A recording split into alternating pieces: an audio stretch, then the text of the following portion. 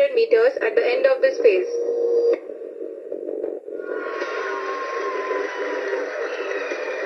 People are applauding. Chandrayaan 3 चांद के दक्षिणी ध्रुव पर उतरने वाला दुनिया का पहला मिशन बन गया है। चांद के दक्षिणी ध्रुव पर भारत की इस जीत ने पूरी दुनिया में तहलका मचा दिया है। भारत दुनिया का पहला और इकलौता ऐसा देश बन गया है जिसने चांद के दक्षिणी इलाके में कामयाबी के झंडे गाड़ दिए हैं।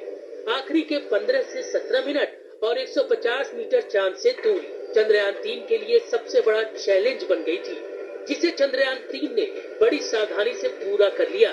देखिए इसरो चीफ एस सोमनाथ क्या कह रहे हैं। So we are looking for very exciting 14 days from now for Chandrayaan 3. And as Honorable Prime Minister has mentioned, it is not Chandrayaan 3 alone, it is for future scientific exploratory missions. This is the beginning of a golden era. Chandrayaan 3 जिस वक्त चांद की सतह से सिर्फ 150 metre दूरी पर था, उस वक्त इसरो के कमांड सेंटर में सन्नाटा पसरा हुआ था। तनाव के इन पलों के दौरान बीच बीच में तालियों की गड़गड़ाहट गूंजती रही। चंद्रयान 3 जैसे ही चांद की सतह से 1000 मीटर ऊपर पहुंचा, वैसे ही इसरो के मुख्यालय में जोरदार तालियां बजी। इसके बाद जब यान की दूरी चांद से 800 मीटर रह गई, तालियां फिर गूंजी। ये तालियां गवाह थी कि भारत अंतरिक्ष की दुनिया में इतिहास रचने से सिर्फ 150 मीटर दूरी पर है। इसके बाद 150 मीटर, फिर 50 मीटर पर सपना साकार होता साफ दिखने लगा।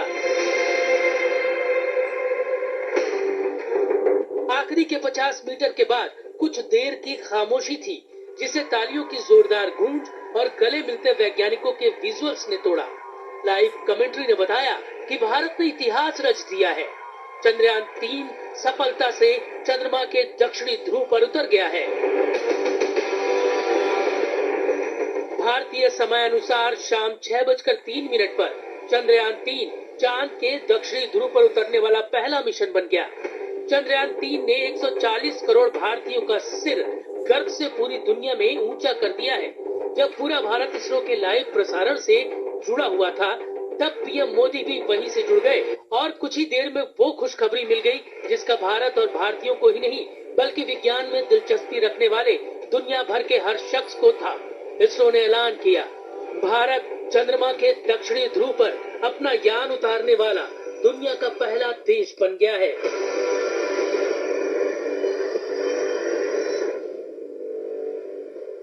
तो चंद्रयान की सफल लैंडिंग के साथ भारत ने अंतरिक्ष की दुनिया में नया मुकाम हासिल कर लिया है।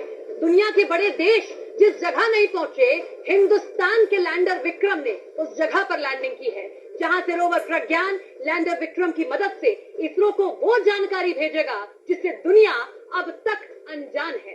लैंडिंग के बाद अब आगे क्या होगा, कैसे लैंडर काम करेगा, कैसे रोवर जानकारी जुटाएगा, इस रिपोर्ट में पूरी तरीके से समझिए।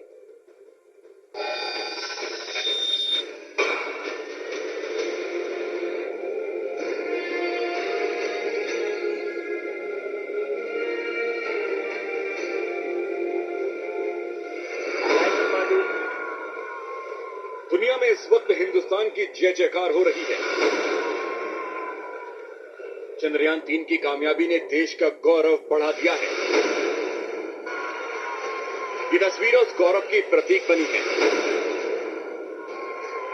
इस तस्वीर ने सिर्फ हिंदुस्तान ही नहीं बल्कि दुनिया की नजरों में इसरो का सम्मान कर दिया। वैज्ञानिकों की मेहनत को नया आयाम दिया है, क्योंकि उन्होंने वो कर दिखाया जो दुनिया के तमाम देश आज तक नहीं कर पाए। उधर विक्रम लैंडर चंद्रमा की सतह को छुआ, इधर भारत ने स्वर्णिम इतिहास लिख दिया है।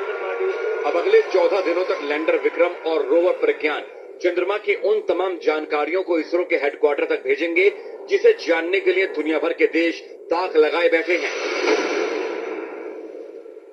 प्रज्ञान के काम की शुरुआत लेजर बीम के साथ होगी। लेजर बीम से चंद्रमा के एक टुकड़े को पिघलाया जाएगा और उससे जो गैस निकलेगी उसका विश्लेषण करेगा। इससे जुड़ी जानकारी को इसरो को भेजा जाएगा। रोवर का काम इतना ही नहीं है, रोवर प्रज्ञान चंद्रमा की मौलिक संरचना की जानकारी भी जुटाएगा। चंद्रमा की सतह पर केमिकल और मिनरल्स के बारे में पता करेगा और दक्षिण ध्रुव की रासायनिक संरचना का पता लगाएगा। वैज्ञानिकों का दावा है कि चंद्रमा पर मैग्नीशियम और एल्यूमिनियम का भंडार है। ऐसे में मैग्नीशियम एल्यूमिनियम के अनुपात का भी पता लगाया जाएगा। इसरो वैज्ञानिकों के मुताबिक रोवर प्रज्ञान चंद्रमा पर परीक्षण के लिए लैंडर विक्रम से 500 मीटर दूर तक जा सकता है। इस दौरान इसकी स्पीड 1 सेंटीमीटर प्रति सेकंड से भी कम हो सकती है। कौन कौन सा केमिकल चंद्रमा के दक्षिण ध्रुव पर है? चंद्रमा पर किस केमिकल की कितनी मात्रा है? Magnesium, aluminium, silicon, potassium, calcium, tin, लोहा जैसी धातु के बारे में पता लगाने की कोशिश की जाएगी। अब भारत दुनिया का चौथा देश है जिसने ये कामयाबी हासिल की है। इससे पहले इसका ताज सिर्फ अमेरिका, रूस और चीन के सिर सजा था। चंद्रयान मिशन में लगी हर चीज तकनीक के लिहाज से अव्वल है। जब रोवर प्रज्ञान चंद्रमा की सतह पर धातु का पता लगा रहा होगा, तब लैंडर विक्रम में लगे पेलोड चांद पर भविष्य की संभावनाएं खोजेंगे। वो कुछ ऐसे कि ये चंद्रमा पर सूरज से आने वाले प्लाज्मा कणों के घनत्व और उनमें होने वाले बदलाव की जांच करेगा। ये चांद की सतह पर मौसम यानी तापमान के बारे में जानकारी जुटाएगा।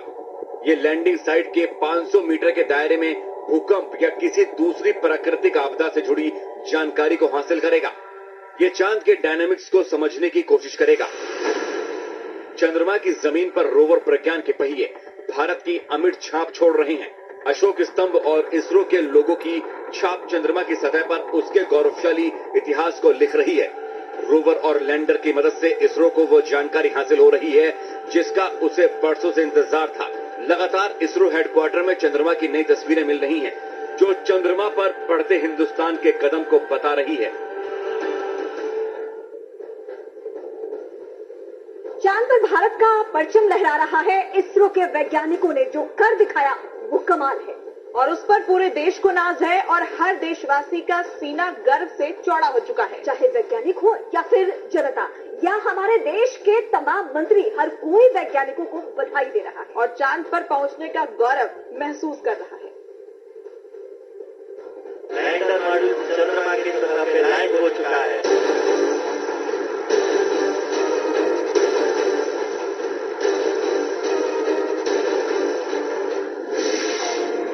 ये नए हिंदुस्तान का दम है।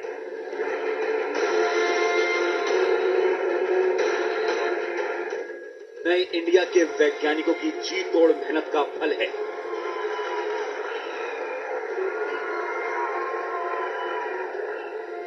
अब चांद पर भी हिंदुस्तान